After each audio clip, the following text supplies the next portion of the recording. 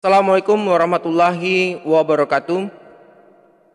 Selamat datang di channel Suheri 18, channel yang memberikan edukasi, motivasi, dan sharing untuk kita semua. Apa kabar semuanya?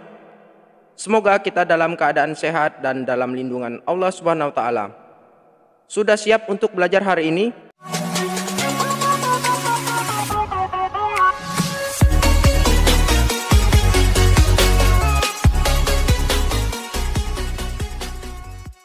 Kembali lagi dengan saya Suheri. Kali ini kita akan menguraikan mata kuliah pendidikan Pancasila. Pada bahasan kali ini kita akan menguraikan Pancasila sebagai sistem filsafat. Pancasila sebagai sistem filsafat merupakan bahan renungan yang menggugah kesadaran para pendiri negara, termasuk Soekarno ketika menggagas ide filosofis Grand Slam. Perenungan ini mengalir ke arah upaya untuk menemukan nilai-nilai filosofis yang menjadi identitas bangsa Indonesia. Perenungan yang berkembang dalam diskusi-diskusi sejak sidang BPUPKI sampai ke pengesahan Pancasila oleh PPKI termasuk salah satu momentum untuk menentukan Pancasila sebagai sistem filsafat. Kendati demikian, sistem filsafat itu sendiri merupakan suatu proses yang berlangsung secara kontinu, sehingga perenungan awal yang dicetuskan para pendiri negara merupakan bahan baku yang dapat dan akan terus merangsang pemikiran oleh para pemikir berikutnya. Notonegoro, Surjanto, Puspawardoyo, Sastra Prateja termasuk pemikir yang menaruh perhatian terhadap Pancasila sebagai sistem filsafat. Setelah mempelajari bahasan kali ini, kita diharapkan dapat menguasai kompetensi sebagai berikut: bersikap inklusif, toleran, dan gotong royong dalam keragaman agama dan budaya, mengembangkan karakter Pancasilais yang teraktualisasi dalam sikap jujur, disiplin, tanggung jawab, peduli, santun, ramah lingkungan, gotong royong, cinta damai, responsif, dan proaktif, bertanggung jawab atas keputusan yang diambil berdasarkan prinsip musyawarah, memahami dan menganalisis hakikat sila-sila Pancasila, serta mengaktualisasikan nilai-nilai yang terkandung di dalamnya sebagai paradigma berpikir, bersikap, dan berperilaku, mengelola hasil kerja individu dan kelompok menjadi suatu gagasan tentang Pancasila yang hidup dalam tata kehidupan Indonesia. Nah, kita akan uraikan satu persatu mengenai Pancasila sebagai sistem filsafat ini. Yang pertama, kita akan uraikan konsep dan urgensi Pancasila sebagai sistem filsafat. Konsep Pancasila sebagai sistem filsafat, kita sering mendengar istilah filsafat yang diucapkan oleh seseorang ataupun mungkin kita sendiri yang mengucapkannya. Namun, apakah kita mengerti dan paham apa yang dimaksud dengan filsafat itu? Untuk itu, coba kita renung dan pikirkan beberapa pernyataan yang memuat istilah filsafat sebagai berikut. Butir pertama, sebagai seorang pedagang, filsafat saya adalah meraih keuntungan sebanyak-banyaknya. Butir kedua, saya sebagai seorang prajurit TNI. Filsafat saya mempertahankan tanah air Indonesia ini dari serangan musuh sampai titik darah penghabisan.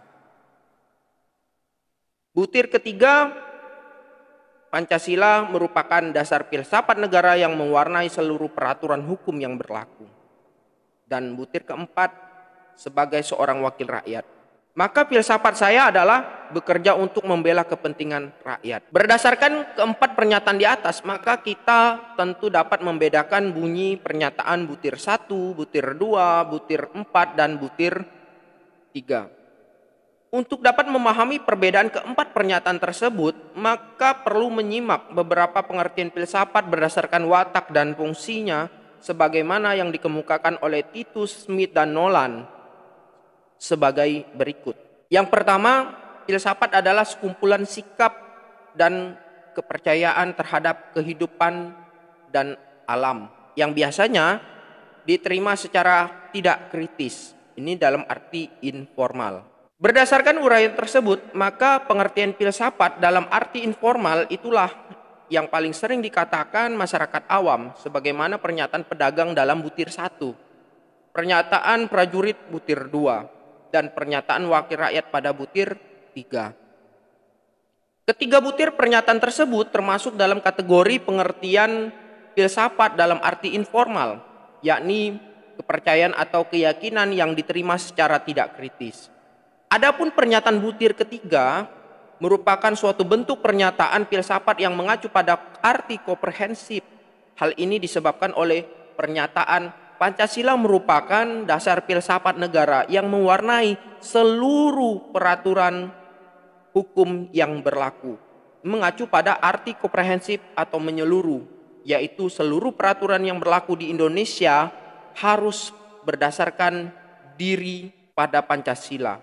Dengan demikian, Pancasila merupakan suatu sistem mendasar dan fundamental karena mendasari seluruh kebijakan penyelenggaraan negara.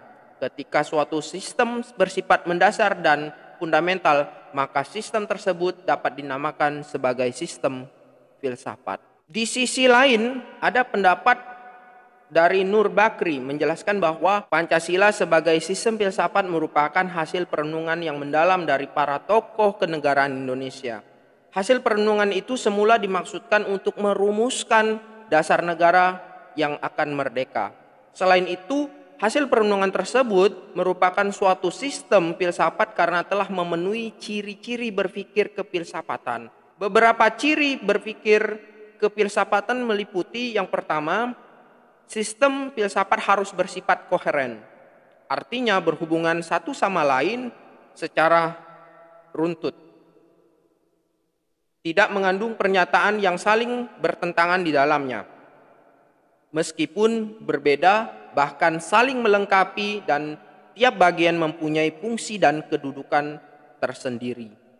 Yang kedua, sistem filsafat harus bersifat menyeluruh, artinya mencakup segala hal dan gejala yang terdapat dalam kehidupan manusia. Pancasila sebagai filsafat hidup bangsa merupakan suatu pola yang dapat mewadahi semua kehidupan dan dinamika masyarakat di Indonesia. Yang ketiga, sistem filsafat harus bersifat mendasar. Artinya, suatu bentuk perenungan mendalam yang sampai ke inti mutlak permasalahan sehingga menemukan aspek yang sangat fundamental. Pancasila sebagai sistem filsafat dirumuskan berdasarkan inti mutlak tata kehidupan manusia menghadapi diri sendiri, sesama manusia dan Tuhan dalam kehidupan bermasyarakat dan bernegara. Keempat, sistem filsafat bersifat spekulatif. Artinya, buah pikir hasil perenungan sebagai praanggapan yang menjadi titik awal yang menjadi pola dasar berdasarkan penalaran logis serta pangkal tolak pemikiran tentang sesuatu. Pancasila sebagai dasar negara pada permulaannya merupakan buah pikir dari tokoh-tokoh kenegaraan sebagai suatu pola dasar yang kemudian dibuktikan kebenarannya melalui suatu diskusi dan dialog panjang dalam sidang BPU PKI hingga pengesahan PPKI. Berikutnya yaitu urgensi Pancasila sebagai sistem filsafat. Mengapa manusia memerlukan filsafat? Jawaban atas pertanyaan tersebut dikemukakan oleh Titus, Smith, dan Nolan sebagai berikut. Tidak hanya di zaman Yunani yang telah melahirkan peradaban besar melalui pemikiran para filsuf.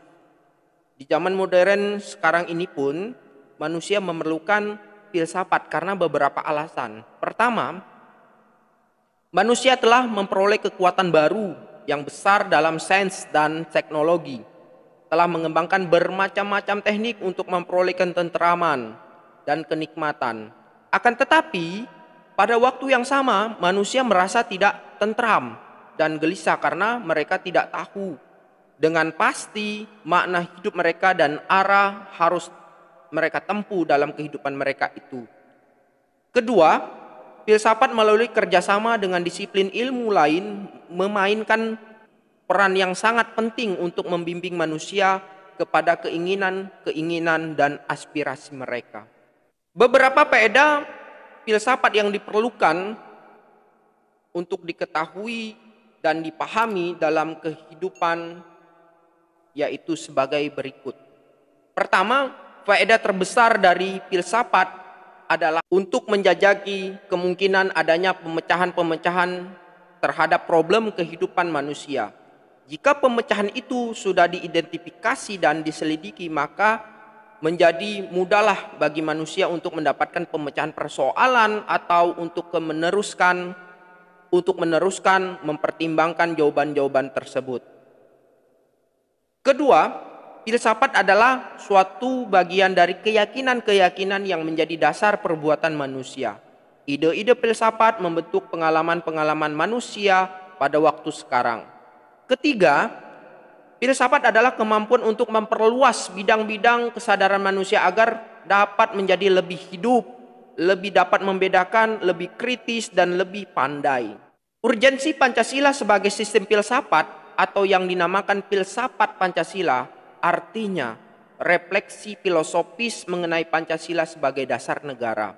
Sastra Prateja menjelaskan makna filsafat Pancasila sebagai berikut. Pengolahan filosofis Pancasila sebagai dasar negara ditujukan pada beberapa aspek. Yang pertama, agar dapat diberikan pertanggungjawaban rasional dan mendasar mengenai sila-sila dalam Pancasila sebagai prinsip politik. Yang kedua, agar dapat dijabarkan lebih lanjut sehingga menjadi operasional dalam bidang-bidang yang menyangkut hidup bernegara. Ketiga, agar dapat membuka dialog dengan berbagai perspektif baru dalam kehidupan berbangsa dan bernegara. Keempat, agar dapat menjadi kerangka evaluasi terhadap segala kegiatan yang bersangkut paut dengan kehidupan bernegara, berbangsa dan bermasyarakat, serta memberikan perspektif pemecahan terhadap permasalahan nasional. Nah, itulah tadi merupakan konsep dan urgensi Pancasila sebagai sistem filsafat. Kita lanjutkan uraian berikutnya, yaitu alasan diperlukannya kajian Pancasila sebagai sistem filsafat. Yang pertama, filsafat Pancasila sebagai genetivus objektivus dan genetivus subjektivus. Pancasila sebagai genetivus objektivus artinya nilai-nilai Pancasila dijadikan sebagai objek yang dicari landasan filosofisnya berdasarkan sistem-sistem dan cabang-cabang filsafat yang berkembang di Barat.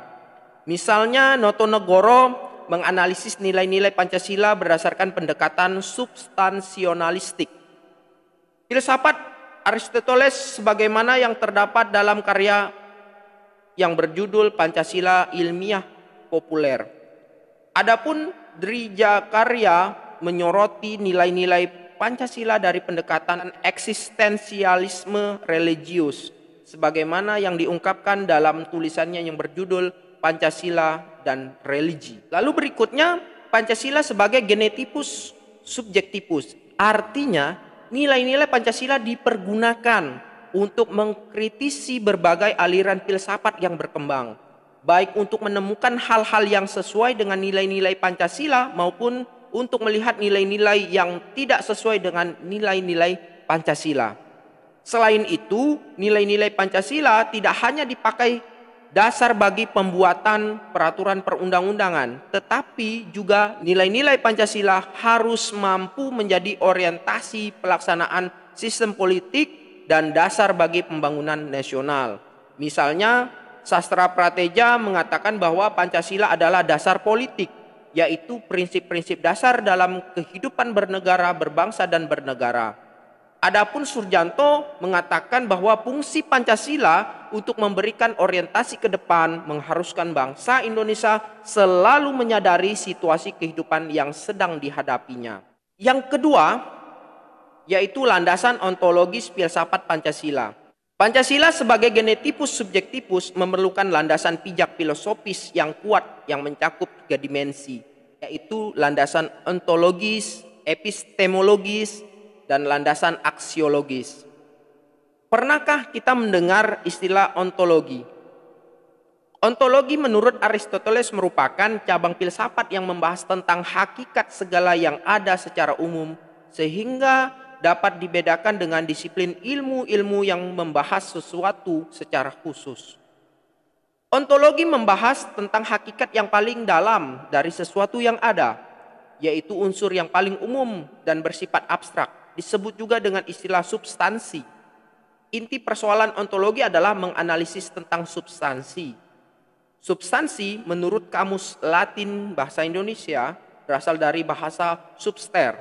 Artinya serentak ada, bertahan, ada dalam kenyataan. Substansialitas artinya sesuatu yang berdiri sendiri, hal berada, wujud, dan hal wujud. Ontologi menurut pandangan Baker adalah ilmu yang paling universal karena objeknya meliputi segala-galanya menurut segala bagiannya dan menurut segala aspeknya. Lebih lanjut, Baker mengingatkan dimensi ontologi ke dalam Pancasila dalam uraian berikut. Manusia adalah makhluk individu sekaligus sosial yang secara universal berlaku pula bagi substansi infrahuman, manusia dan Tuhan. Kelima sila Pancasila menurut Baker menunjukkan dan mengandaikan kemandirian masing-masing, tetapi dengan menekankan kesatuannya yang mendasar dan keterikatan dalam relasi-relasi. Dalam kebersamaan itu, sila-sila Pancasila merupakan suatu hierarki teratur yang berhubungan satu sama lain, tanpa dikompromikan otonominya, khususnya pada Tuhan. Baker menegaskan bahwa baik manusia maupun substansi infrahuman bersama dengan otonominya ditandai oleh ketergantungan pada Tuhan Sang Pencipta. Ia menyimpulkan bahwa segala jenis dan taraf substansi berbeda secara esensial, tetapi tetap ada keserupaan yang mendasar. Setidaknya ada 4 masalah mendasar dalam asumsi ontologis ketika dikaitkan dengan masalah sosial, yaitu yang pertama, pada tingkatan apa manusia membuat pilihan-pilihan yang nyata.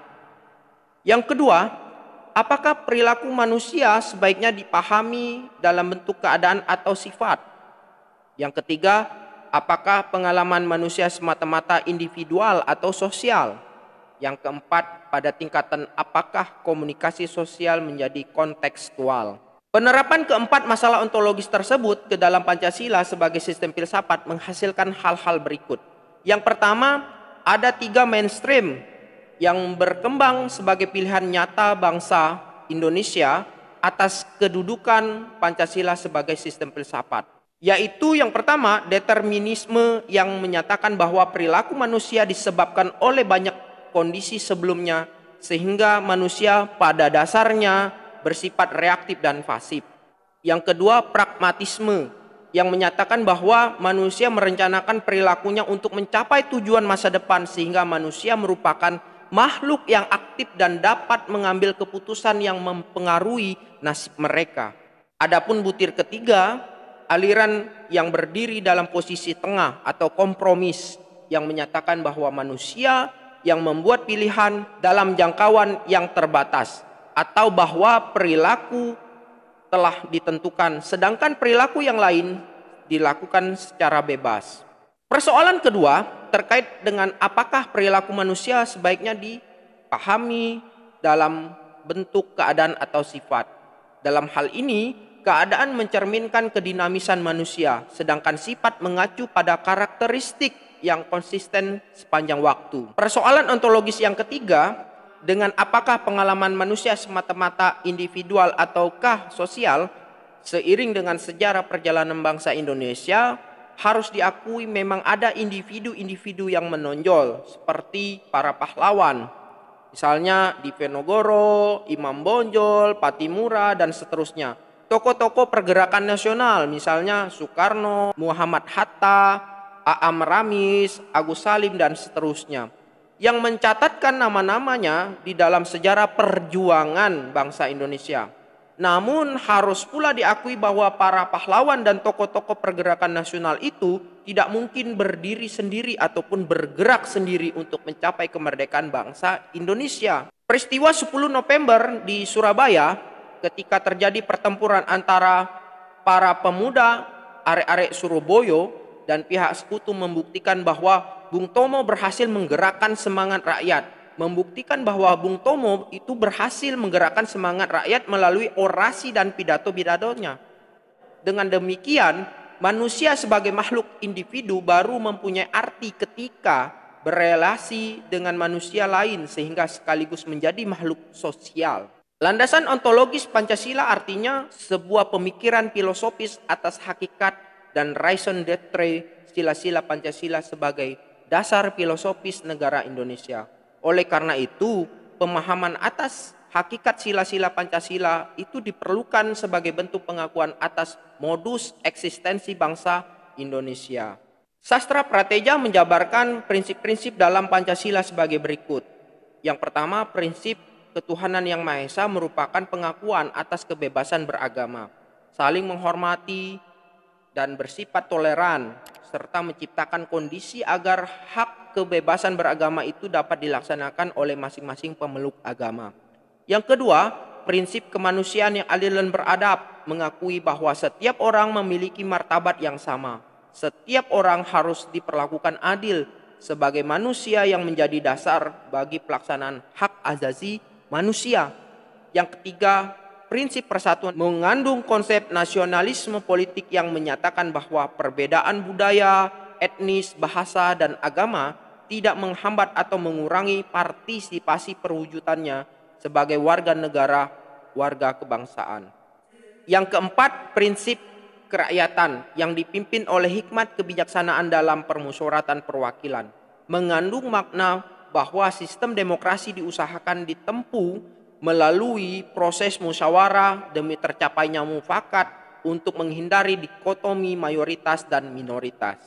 Yang kelima, prinsip keadilan sosial bagi seluruh rakyat Indonesia sebagaimana yang dikemukakan oleh Soekarno, yaitu didasarkan pada prinsip tidak adanya kemiskinan dalam negara Indonesia merdeka, hidup dalam kesejahteraan. Berikutnya landasan epistemologis filsafat Pancasila.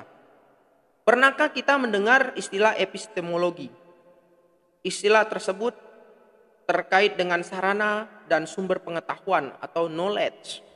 Epistemologi adalah cabang filsafat pengetahuan yang membahas tentang sifat dasar pengetahuan, kemungkinan lingkup dan dasar umum pengetahuan. Epistemologi terkait dengan pengetahuan yang bersifat sui generis, berhubungan dengan sesuatu yang paling sederhana dan paling mendasar. Little John dan Voss menyatakan bahwa epistemologi merupakan cabang filosofi yang mempelajari pengetahuan atau bagaimana orang-orang dapat mengetahui tentang sesuatu atau apa-apa yang mereka ketahui. Mereka mengemukakan beberapa persoalan paling umum dalam epistemologi sebagai berikut.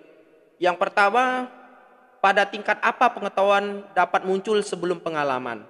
Yang kedua, pada tingkatan apa pengetahuan dapat menjadi sesuatu yang pasti?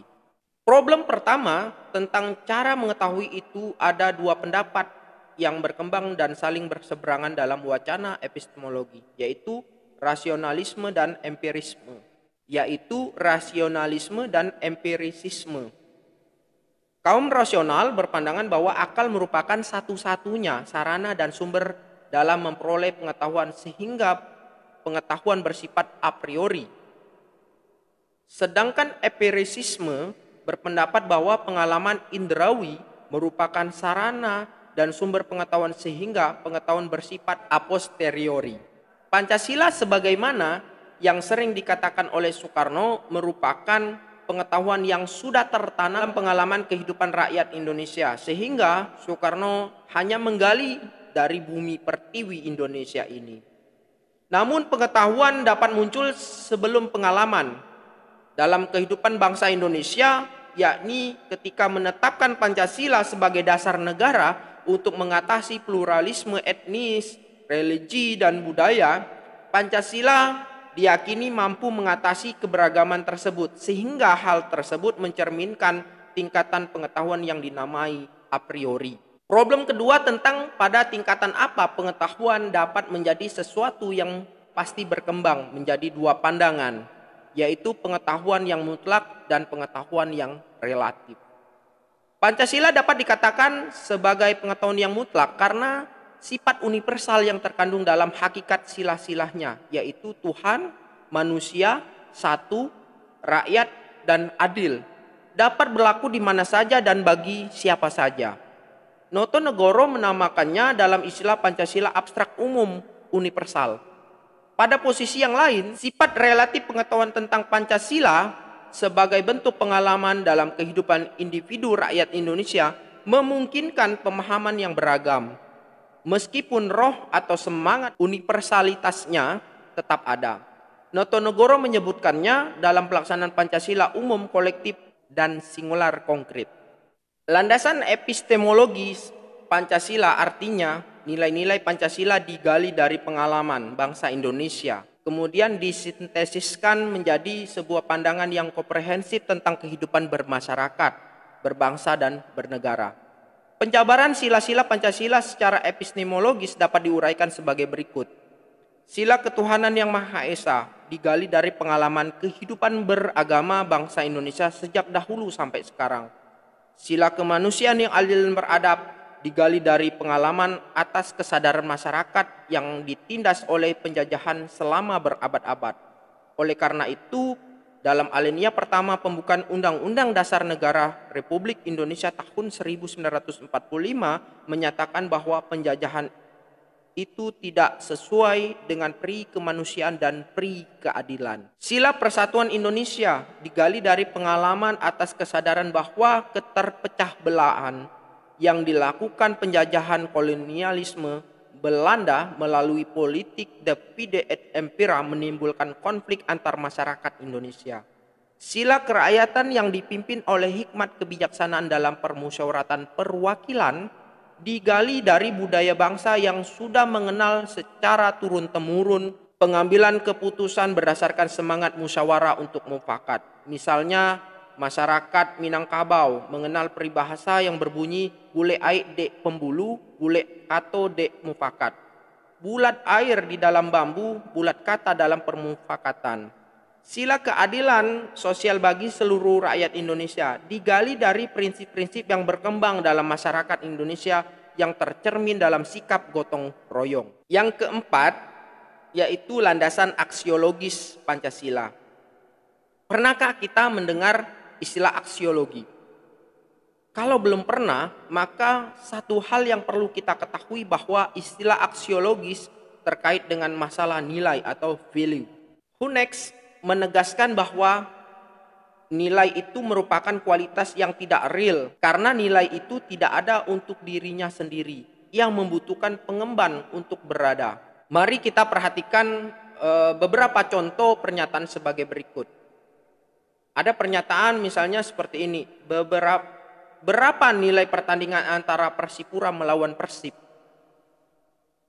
Ada juga pernyataan seperti ini, berapa nilai sepeda motor Honda yang dipakainya?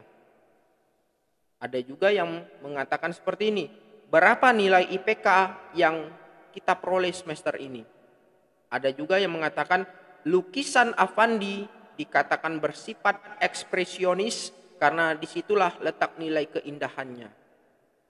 Istilah nilai yang digunakan dalam pernyataan tersebut bukan mengacu pada makna nilai atau value dalam arti filosofis, melainkan lebih mengacu pada arti skor seperti A, harga seperti B, dan angka atau grade seperti C.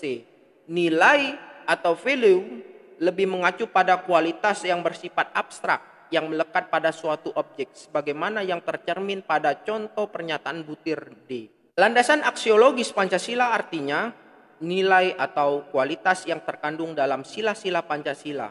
Sila pertama mengandung kualitas monoteis, spiritual, kekudusan, dan sakral. Sila kemanusiaan mengandung nilai martabat, harga diri, kebebasan, dan tanggung jawab. Sila persatuan mengandung nilai solidaritas dan kesetiakawanan. Sila keempat mengandung nilai demokrasi, musyawarah, mufakat, dan berjiwa besar. Sila kelima mengandung nilai kepedulian dan gotong royong. Baik, berikutnya kita akan menguraikan mengenai sumber historis, sosiologis, politis tentang Pancasila sebagai sistem filsafat. Yang pertama yaitu sumber historis Pancasila sebagai sistem filsafat. Pembahasan sila-sila Pancasila sebagai sistem filsafat dapat ditelusuri dalam sejarah masyarakat Indonesia sebagai berikut. Yang pertama, sila ketuhanan yang Maha Esa.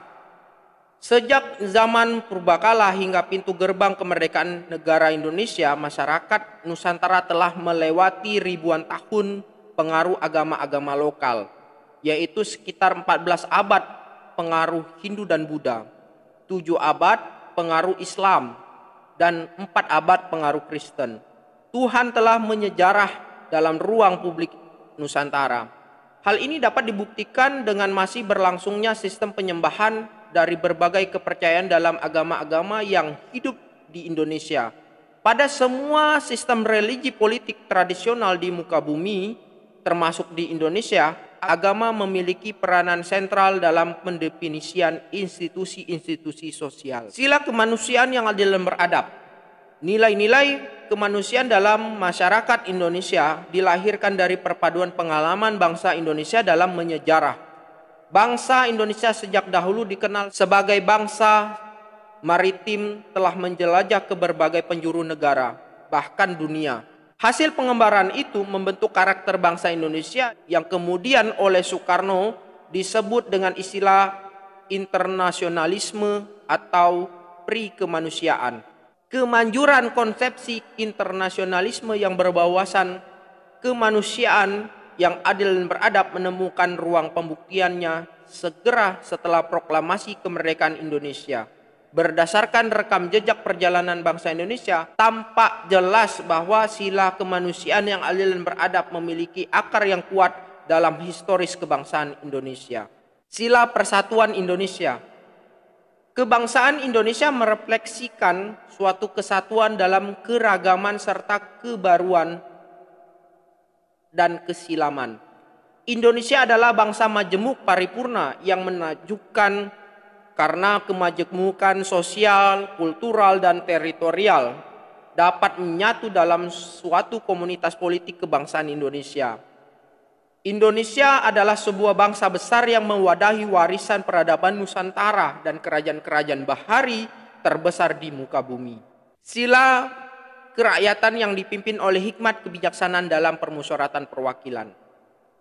Demokrasi sebagai bentuk pemerintahan dari rakyat, oleh rakyat, dan untuk rakyat memang merupakan fenomena baru di Indonesia yang muncul sebagai ikutan formasi negara Republik Indonesia Merdeka.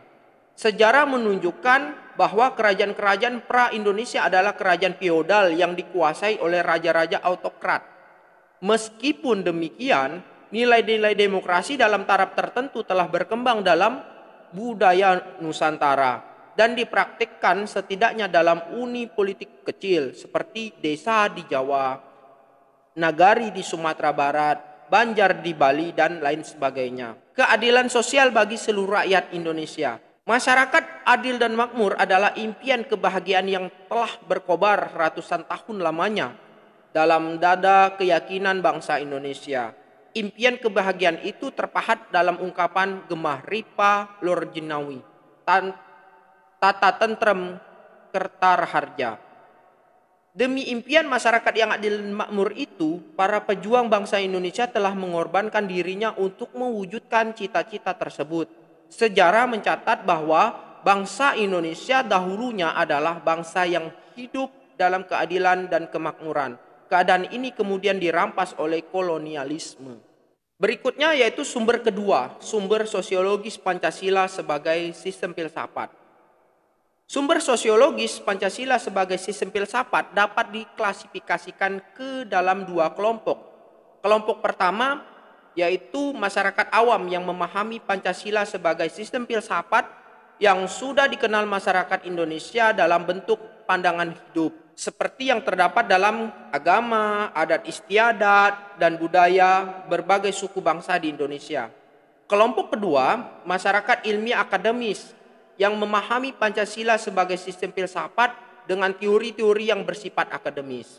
Kelompok pertama memahami sumber sosiologis Pancasila sebagai sistem filsafat dalam pandangan hidup dan kearifan lokal yang memperlihatkan unsur-unsur filosofis Pancasila itu masih berbentuk pedoman hidup yang bersifat praktis dalam berbagai aspek kehidupan.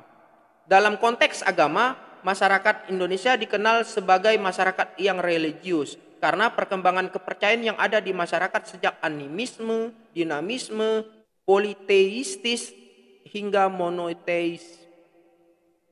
Pancasila sebagai sistem filsafat menurut Notonegoro merupakan satu kesatuan utuh yang tidak dapat dipisah-pisahkan. Artinya, sila-sila Pancasila merupakan suatu kesatuan utuh yang saling terkait dan saling berhubungan secara koheren. Notonegoro menggambarkan kesatuan dan hubungan sila-sila Pancasila itu dalam bentuk kesatuan dan hubungan hierarkis, piramidal, dan kesatuan hubungan yang saling mengisi dan saling mengkualifikasi. Kesatuan dan hubungan sila-sila Pancasila yang hierarkis piramidal digambarkan oleh Notonegoro dengan bentuk piramida yang bertingkat 5. Sila ketuhanan yang Maha Esa berada di puncak piramida dan sila keadilan bagi seluruh rakyat Indonesia itu berada sebagai alas piramida. Rumusan hierarki piramidal itu digambarkan sebagai berikut. Sila ketuhanan yang Maha Esa menjiwai dan meliputi sila kemanusiaan yang adil dan beradab, persatuan Indonesia, kerakyatan yang dipimpin oleh hikmat kebijaksanaan dalam permusyawaratan perwakilan, dan keadilan sosial bagi seluruh rakyat Indonesia. Sila kemanusiaan yang adil dan beradab dijiwai dan diliputi oleh sila ketuhanan yang Maha Esa, menjiwai dan meliputi sila persatuan Indonesia, kerakyatan yang dipimpin oleh hikmat kebijaksanaan dalam permusyawaratan perwakilan, dan keadilan sosial bagi seluruh rakyat Indonesia. Sila persatuan Indonesia dijiwai dan diliputi oleh sila ketuhanan yang Maha Esa, kemanusiaan yang adil dan beradab, menjiwai dan meliputi sila kerakyatan yang dipimpin oleh hikmat kebijaksanaan dalam permusyawaratan perwakilan dan keadilan sosial bagi seluruh rakyat Indonesia. Sila kerakyatan yang dipimpin oleh hikmat kebijaksanaan dalam permusyawaratan perwakilan dijiwai dan diliputi oleh sila ketuhanan yang Maha Esa, kemanusiaan yang adil dan beradab, persatuan Indonesia, menjiwai dan meliputi sila keadilan sosial bagi seluruh rakyat Indonesia. Yang terakhir yaitu sila keadilan sosial bagi seluruh rakyat Indonesia dijiwai dan diliputi oleh sila ketuhanan yang Maha Esa, kemanusiaan yang adil dan beradab, persatuan Indonesia, kerakyatan yang dipimpin oleh hikmat kebijaksanaan dalam permusyawaratan perwakilan. Nah, kesatuan dan hubungan sila-sila yang saling mengkualifikasi atau mengisi dapat digambarkan sebagai berikut. Sila ketuhanan yang Maha Esa adalah ketuhanan yang berkemanusiaan yang adil dan beradab, berpersatuan Indonesia, berkerakyatan yang dipimpin oleh hikmat kebijaksanaan dalam permusyawaratan perwakilan, dan berkeadilan bagi seluruh rakyat Indonesia. Sila kemanusiaan yang adil dan beradab adalah kemanusiaan yang berketuhanan yang Maha Esa, berpersatuan Indonesia, berkerakyatan yang dipimpin oleh hikmat kebijaksanaan dalam permusyawaratan perwakilan, dan berkeadilan sosial bagi seluruh rakyat Indonesia. Sila persatuan Indonesia, persatuan yang berketuhanan yang Maha Esa, berkemanusiaan yang adil dan beradab, berpersatuan Indonesia, berkerakyatan yang dipimpin oleh hikmat kebijaksanaan dalam permusyawaratan perwakilan, dan berkeadilan sosial bagi seluruh rakyat Indonesia. Sila kerakyatan yang dipimpin oleh hikmat kebijaksanaan dalam permusyawaratan perwakilan adalah kerakyatan yang berketuhanan yang Maha Esa, berkemanusiaan yang adil dan beradab, berpersatuan Indonesia, dan berkeadilan sosial bagi seluruh rakyat Indonesia. Dan yang terakhir, sila keadilan sosial bagi seluruh rakyat Indonesia adalah keadilan yang berketuhanan yang Maha Esa, berkemanusiaan yang adil dan beradab, berpersatuan Indonesia, berkerakyatan yang dipimpin oleh hikmat kebijaksanaan dalam permusyawaratan perwakilan, dan berkeadilan sosial bagi seluruh rakyat Indonesia. Nah, berikutnya yaitu sumber politis Pancasila sebagai sistem filsafat. Pada awalnya, Pancasila merupakan konsensus politik yang kemudian berkembang menjadi sistem filsafat. Sumber politis Pancasila sebagai sistem filsafat dapat diklasifikasikan ke dalam dua kelompok. Kelompok pertama meliputi wacana politik tentang Pancasila sebagai sistem filsafat pada sidang BPUPKI, sidang PPKI, dan kuliah umum Soekarno pada tahun 1958 dan 1959 tentang pembahasan sila-sila Pancasila secara filosofis. Kelompok kedua mencakup berbagai argumen politis tentang Pancasila sebagai sistem filsafat yang disuarakan kembali di era reformasi dalam pidato politik Habibie pada tanggal 1 Juni 2011. Sumber politis Pancasila sebagai sistem filsafat berlaku juga atas kesepakatan penggunaan simbol dalam kehidupan bernegara. Garuda Pancasila merupakan salah satu simbol dalam kehidupan bernegara. Dalam pasal 35 Undang-Undang Dasar 1945 berbunyi sebagai berikut. Bendera negara Indonesia ialah sang merah putih. Pasal 36 bahasa negara ialah bahasa Indonesia. Pasal 36A lambang negara ialah Garuda Pancasila dengan semboyan Bhinneka Tunggal Ika. Pasal 36B lagu kebangsaan Indonesia ialah lagu Indonesia Raya. Bendera merah putih, bahasa Indonesia, Garuda Pancasila, dan lagu Indonesia Raya semuanya merupakan simbol dalam kehidupan berbangsa dan bernegara di Indonesia. Tahukah kita apa yang dimaksud dengan simbol? Simbol menurut teori semiotika Peirce adalah bentuk tanda yang didasarkan pada konvensi. Simbol adalah tanda yang memiliki hubungan dengan objeknya berdasarkan konvensi, kesepakatan, atau aturan. Simbol ditandai dengan kesepakatan, seperti halnya bahasa gerak isyarat yang untuk memahaminya harus dipelajari. Makna suatu simbol ditentukan oleh suatu persetujuan atau kesepakatan bersama, atau sudah diterima oleh umum sebagai suatu kebenaran. Contoh, lampu lalu lintas adalah simbol, yakni warna merah artinya berhenti, hijau berarti jalan, warna kuning berarti pengguna jalan harus berhati-hati. Nah, simbol adalah sesuatu yang maknanya diterima sebagai suatu kebenaran melalui konvensi atau aturan dalam kehidupan dan kebudayaan masyarakat yang telah disepakati.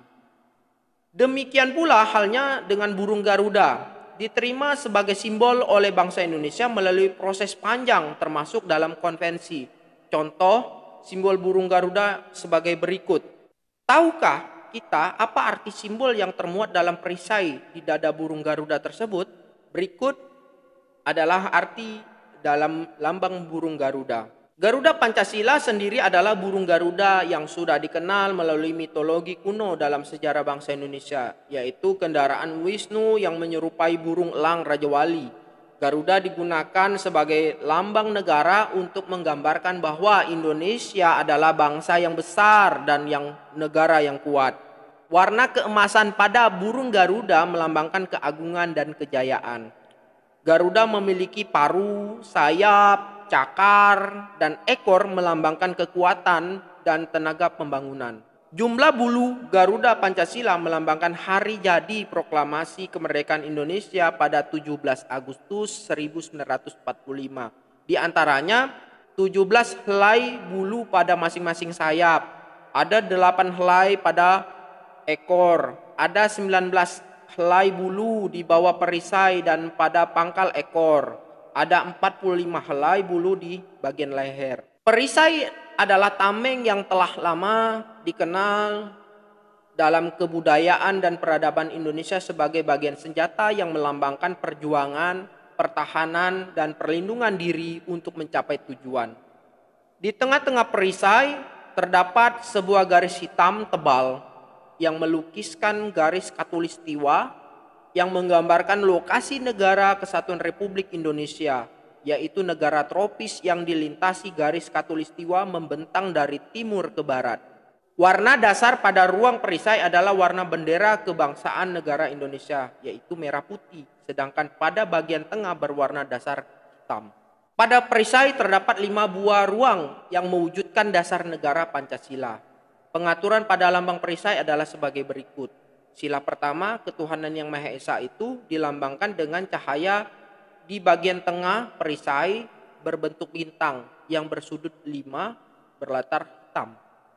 Sila kedua, kemanusiaan yang adil dan beradab itu dilambangkan dengan tali rantai bermata bulatan dan persegi di bagian kiri bawah perisai berlatar merah. Sila ketiga, persatuan Indonesia itu dilambangkan dengan pohon beringin di bagian kiri atas perisai berlatar putih. Sila keempat, kerakyatan yang dipimpin oleh hikmat kebijaksanaan dalam permusyawaratan perwakilan itu dilambangkan dengan kepala banteng di bagian kanan atas perisai berlatar merah. Sila kelima, keadilan sosial bagi seluruh rakyat Indonesia itu dilambangkan dengan kapas dan padi di atas bawah perisai berlatar putih.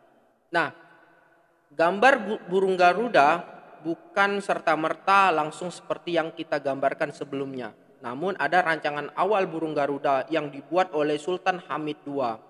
Sultan Hamid II ini terlahir dengan nama Syarif Abdul Hamid Al-Qadri, putra sulung Sultan Pontianak.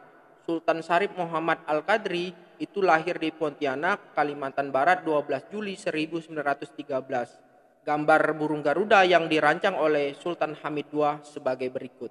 Lalu Garuda yang sudah disempurnakan juga diresmikan pada tanggal 11 Februari tahun 1950. Nah, materi kita sudah selesai. Materi ini tetap akan kita lanjutkan pada video berikutnya. Untuk itu, silakan Anda subscribe, like, komen, dan share video ini agar orang lain juga bisa mempelajari Pancasila sebagai sistem filsafat.